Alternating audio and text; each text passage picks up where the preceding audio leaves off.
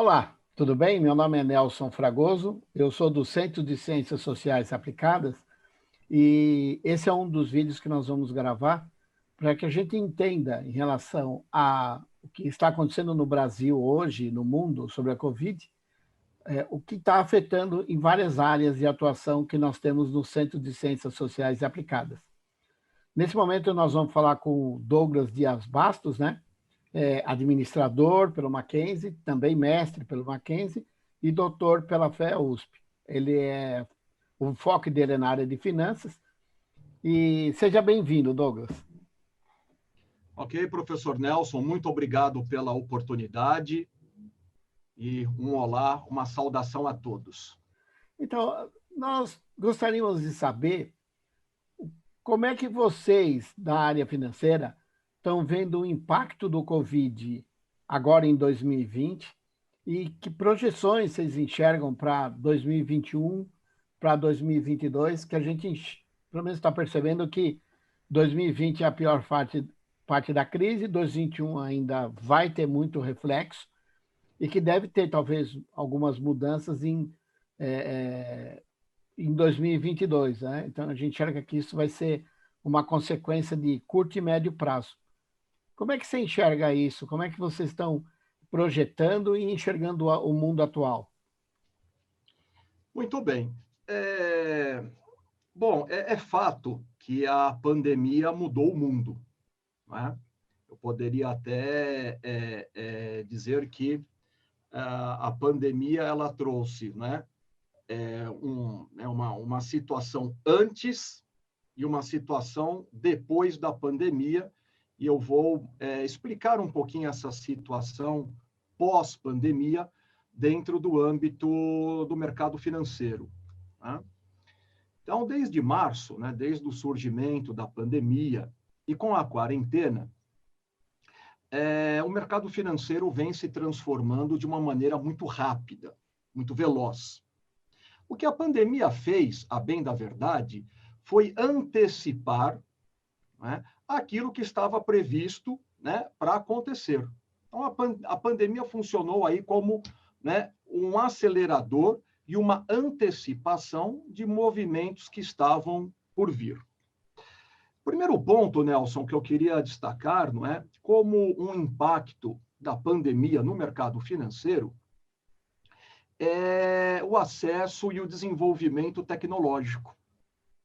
Então, com as pessoas em casa, né, com a quarentena, as pessoas trabalhando em casa, home office, a nossa vida transformada do dia para a noite, possibilitou, então, que as pessoas começassem a usar a tecnologia, empregar a tecnologia mais no seu dia a dia. Em termos financeiros, as pessoas, então, se atentaram para que a tecnologia fosse um catalisador das suas decisões. Então, o fato, Nelson, é que, só para você ter uma ideia, não é? Para o nosso público ter uma ideia, melhor dizendo, a pandemia possibilitou um maior acesso, né, uma maior inclusão financeira da população. Ou, em outras palavras, de março para cá, tivemos um aumento, né, um aumento expressivo da bancarização. 10 milhões de pessoas entraram no sistema financeiro, 10 milhões de pessoas a mais, entraram no sistema financeiro de março até setembro. Isso muito por conta também do auxílio emergencial do governo federal. Então, eram pessoas que estavam à margem do sistema financeiro e que, por uma necessidade, tiveram que se bancarizar. E isso graças à tecnologia também, não é? Então, esse é o primeiro ponto. O segundo ponto que eu gostaria de destacar também é a importância das fintechs nesse momento atual. Então, o surgimento, né, de fintechs, eu tenho aqui um dado também é interessante para mostrar que nesse período de pandemia, né, houve um aumento de quase 30% no número das fintechs aqui no Brasil. A principal fintech, a mais conhecida, é o Nubank. Então, graças a essas fintechs, também, tá, a população, na pandemia, começou a utilizar serviços, né, mais tecnológicos oferecidos pelas fintechs. E a importância também das moedas virtuais, das criptomoedas. A principal delas, o Bitcoin. Então, o fato é que estamos passando, né, por um rápido processo, né, de digitalização das transações. Ah, tá.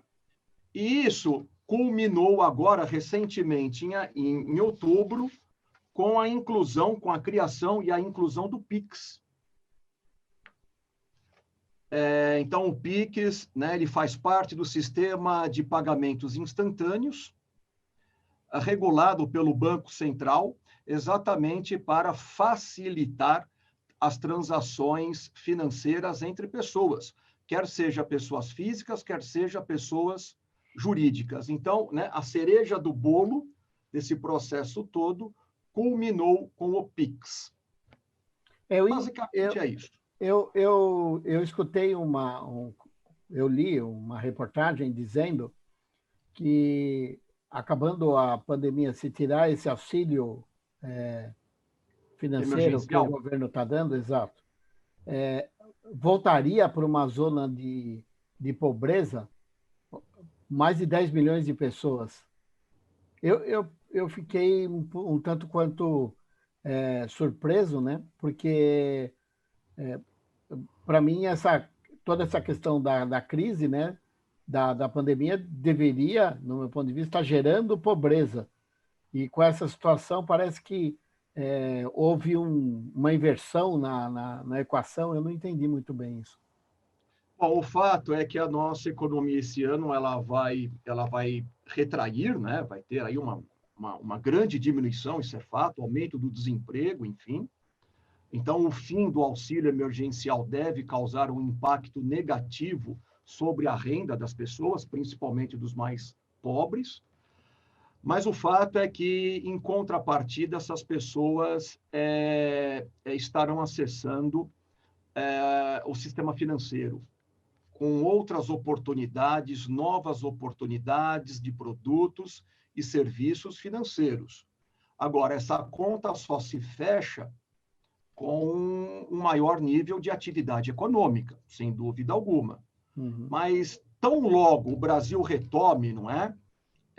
Esse caminho, né, de crescimento econômico, que já mostra em alguns setores, não é? Um início, né, de uma retomada de crescimento econômico, o fato positivo é que uma boa parte dessa população estará bancarizada, ou seja, terá acesso a produtos e serviços, como, por exemplo, de crédito. E essas pessoas conseguindo emprego, conseguindo renda, isso vai, na minha opinião, né, se transformar em um círculo virtuoso, né? De um lado você tem renda, do outro lado você tem essa renda dentro do mercado financeiro. Então, a questão aqui é esperar, não é, que reformas implementadas pelo governo federal possa alavancar a atividade econômica, e uma vez essa atividade econômica, não é, em crescimento, isso possibilitaria, né, uma melhoria para as pessoas, principalmente para as pessoas de baixa renda, uma vez que essas pessoas já estariam no mercado financeiro, né, de alguma forma acessando produtos e serviços bancários via tecnologia. Então você enxerga que a médio prazo, quando a gente viver uma nova realidade após uma questão de tratamento ou vacina, tanto faz, mas que a gente possa voltar a ter um movimento social e ter atividade produtiva mais dentro daquilo que era o normal antes disso tudo, você acredita que a economia deve dar um up mesmo? Ou ela vai Não, andar de deve. lado um tempo? Deve. O governo federal tem tratado sobre algumas questões, né, na sua agenda de grande relevância, reforma tributária, reforma administrativa, tirando algumas amarras, né, de alguns setores importantes da nossa economia. Então, quando esse nó começar a ser desatado, né, a economia deve crescer, né, com toda certeza, precisa crescer. E o lado positivo, né, que eu tenho reforçado aqui na minha fala, é que uma boa parte desse contingente, dessa população, estará dentro do sistema financeiro. Então, fazendo, né, realizando transações bancárias por conta da tecnologia. Tá? E falei agora há pouco sobre o Pix, que é uma grande inovação, né? Esse meio de pagamento instantâneo, sem custo, à disposição 24 horas por dia, né, para a população. Então, isso, e aliado, né, a essa nova disrupção do nosso mercado financeiro, as fintechs, né, batendo, não digo de frente, mas se mostrando como uma certa ameaça ao mercado financeiro mais tradicional. Então, esses grandes bancos vão ter que se mexer também, né, em termos de agilidade, em termos de tecnologia, em termos de enxergar uma população até recentemente esquecida. Então, vamos torcer para que, né, essa agenda seja implementada. Tá ok, Douglas. Muito obrigado. Eu acho que ajuda muito quem está assistindo esse vídeo entender aquilo que está acontecendo aqui no Brasil. E a gente sabe que o que está acontecendo no mundo não é muito diferente da realidade nossa, afinal, não é uma crise doméstica, né? Então, é uma crise que afeta a todos e essas situações, de cada um com as suas características de países, né, e regiões, é bem similar. Muito obrigado, Douglas. Obrigado, Nelson. E se você me permite, só complementando, uma outra informação que é de grande importância para a nossa área. Nós já temos na Bolsa, hoje na B3, 3 milhões de CPFs, pessoas físicas, cadastradas na Bolsa. Então, desde março, desde o início da pandemia, houve um aumento de mais de 50% no cadastro de pessoas físicas na nossa Bolsa. O que mostra também, não é, a relevância do nosso mercado de capitais, das oportunidades que esse mercado tem oferecido à população, e creio que isso é um caminho sem volta, ainda bem, né? O que acaba ajudando a potencializar a nossa economia. Ok. Muito obrigado, Douglas. Muito obrigado, Nelson, pela oportunidade. Muito obrigado a todos e até breve. É.